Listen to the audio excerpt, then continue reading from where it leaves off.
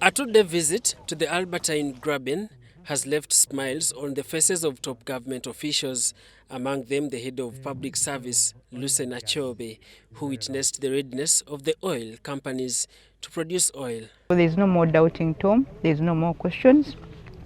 But I just want to say that we are all now just eager, waiting for the final product, because we have seen for ourselves. The team and the permanent secretary of the Ministry of Energy and Mineral Development, Irene Batebe, visited the Kingfisher oil field managed by Sinok and Tilenga field in Bulisa district managed by Total Energies.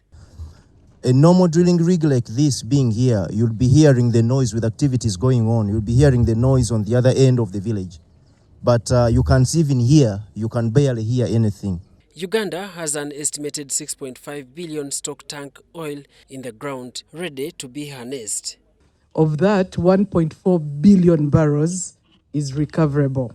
And those are the facilities we visited. They will be processing the 1.4 billion barrels. The visiting officials had a rare opportunity of climbing the drilling rigs to have a feel of the site at the shores of Lake Albert. So we come to the heart of Kingfisher.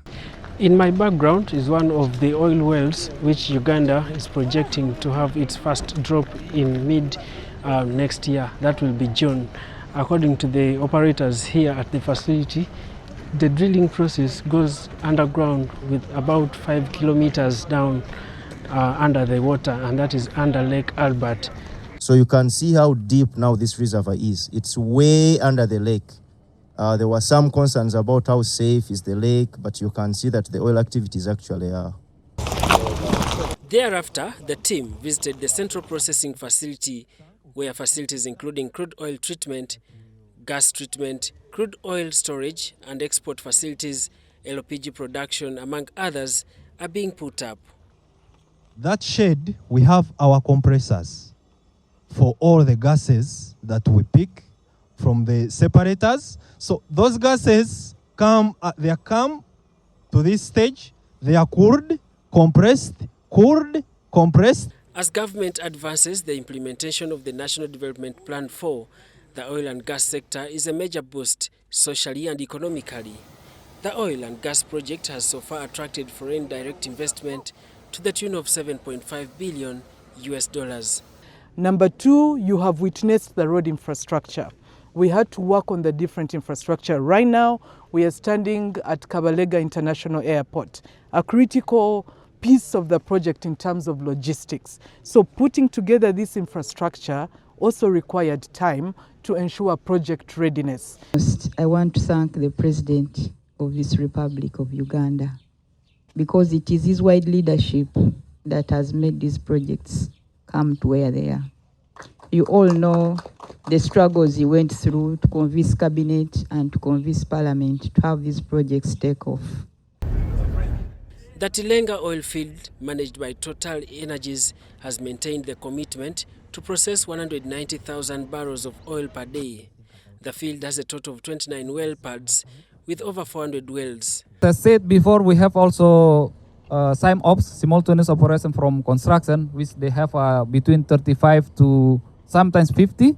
So we can say like 200 people working in the well pad, day and night, 7 days a week. So we never stop.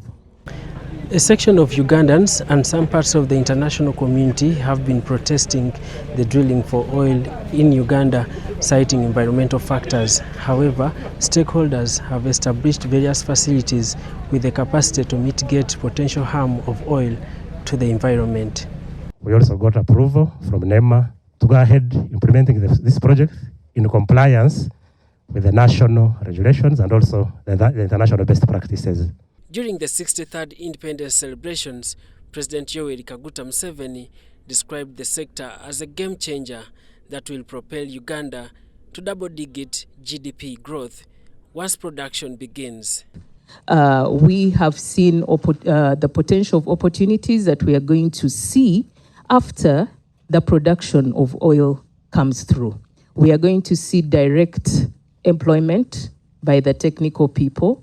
We are also going to see indirect employment for those who are going to do different services, transport, the education sector will grow around these, and then we shall see socio-economic growth of this country. Cabinet on Monday this week approved the National Petroleum Policy, which advances the hopes to a sustainable oil path, which according to PS Irene Batebe is on a takeoff stage. The government has ensured that all the foundational requirements are in place. Daniel Mugoya, UBC News.